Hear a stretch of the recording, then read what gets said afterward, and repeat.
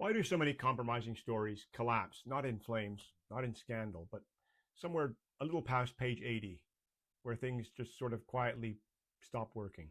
There's no explosion, no dramatic failure, just a slow narrative drift followed by the author staring at the screen like it's betrayed them personally, which, to be fair, is exactly how it feels.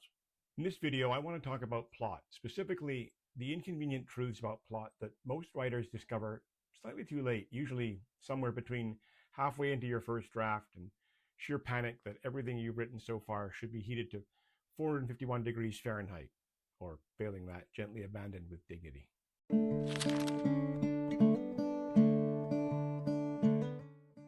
Plot problems, inconvenient truths, and how to avoid them. For some writers, there comes a point, usually well into your first draft, when you realize something deeply inconvenient about plot, namely, that it's not going to sort itself out. It has, in fact, been quietly waiting for you to do something about it. Up to that moment, things feel manageable. You have a good idea, interesting characters, a vague but comforting belief that the story will eventually reveal what it's about and where it's going, like a polite dinner guest arriving fashionably late with a clear sense of purpose. This is a lovely theory. It's also completely wrong. More often than not, the guest, as it turns out, isn't coming. The fact is, plot demands structure, pressure, and a willingness to make things difficult for your characters and, by extension, yourself. And most of us learn that fact later than would have been ideal. When I started writing fiction, after years in advertising, where everything has a brief, a deadline, and several people politely explaining why your idea is wrong, I assumed plot would be the easy part. I've since published 2 books in my Andrew MacKay thriller series. They're available on Amazon. I started with a premise. I added some characters, stirred gently. Something resembling a story began to appear, which in hindsight should have made me suspicious. I got to about 40 pages in, and then something happened. Or rather, something didn't happen. The story slowed. Scenes existed, but they didn't do much. Characters talked, things occurred, but nothing seemed to matter in the way I'd hoped it would. I remember plowing through an early draft and thinking, this feels like wallpaper. I realized I didn't have a plot. I had activity, and those are not the same thing. One is a story, the other is what happens when you're avoiding writing one. A great idea is not a plot. A strong premise will get you started. It might carry you through the opening chapters on novelty alone.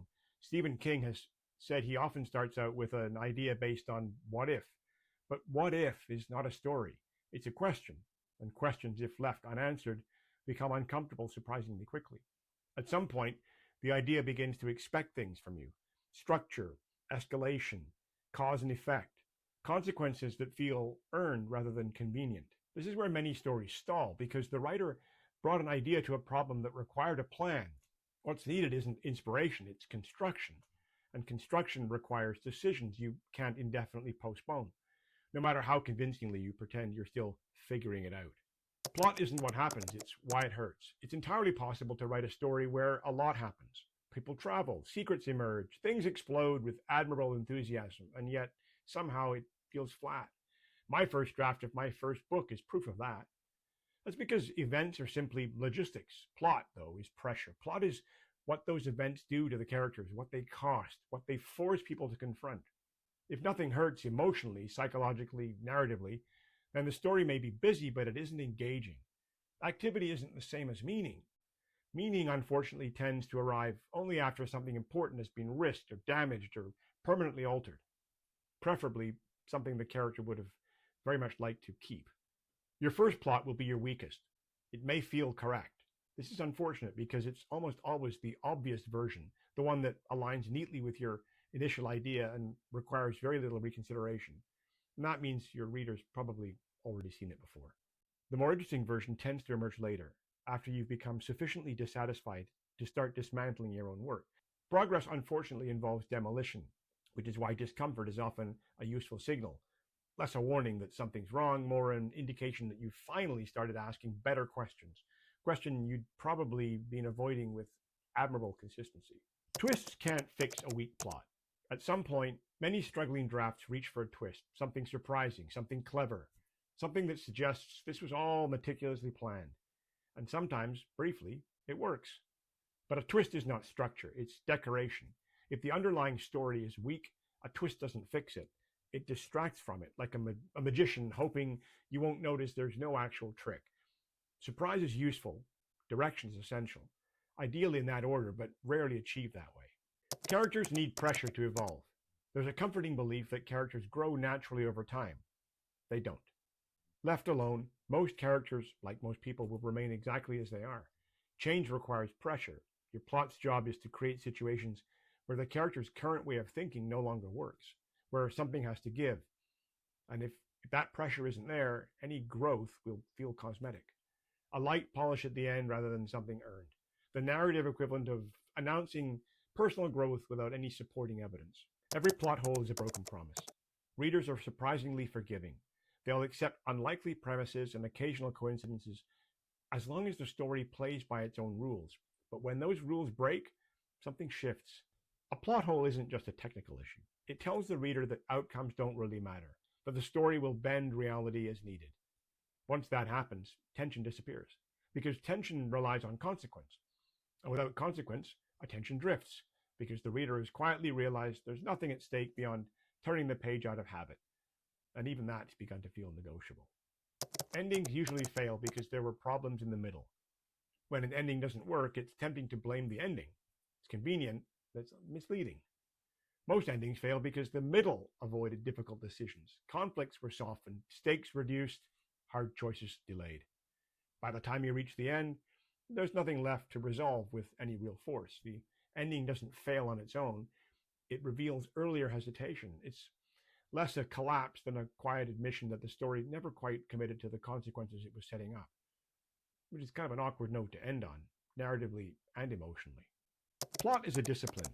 There's a popular idea that some writers are simply not plotters. I talked about this in a previous video. They work as though plot were optional, a stylistic preference. In reality, it usually means plot feels like work, because it is. It requires designing pressure, managing cause and effect, and ensuring decisions lead to consequences. It's not glamorous, despite what we occasionally tell ourselves when we wake up screaming at 3 a.m. Maybe that's just me. So the problem isn't that plot is mysterious. It's that it's demanding. It tends to reveal that fact only after you've already committed to writing the book, which feels at best slightly underhanded. Let's summarize what we've covered here. A great idea isn't enough. A premise starts a story. It doesn't sustain one. Build a clear chain of cause and effect early so that each scene naturally demands the next. Plot is pressure, not activity. Events matter only if they create consequences. Make sure every major event forces a difficult decision or meaningful loss. Your first instinct is rarely your best. The obvious version is usually the weakest. Interrogate your choices and actively look for less predictable, more challenging alternatives. Surprise can't replace direction. First focus on a solid narrative spine, then layer in surprises that grow from it. Growth requires pressure, not time. Put your characters in situations where their current beliefs actively fail them. Plot holes break trust. Track your story's internal logic and ensure every action has a believable result. Endings reflect the middle. A weak middle usually results in a weak ending. Strengthen the middle by escalating stakes and committing to harder conflicts. Finally, plot is work, not a personality trait, a discipline. Even if you discover your plot on the way, you have to treat plotting as a deliberate process. Revise, test, and refine it like any other craft element. Plot doesn't become easier just because you understand it. It simply becomes harder to ignore, which is progress. Not the celebratory kind, but the useful kind.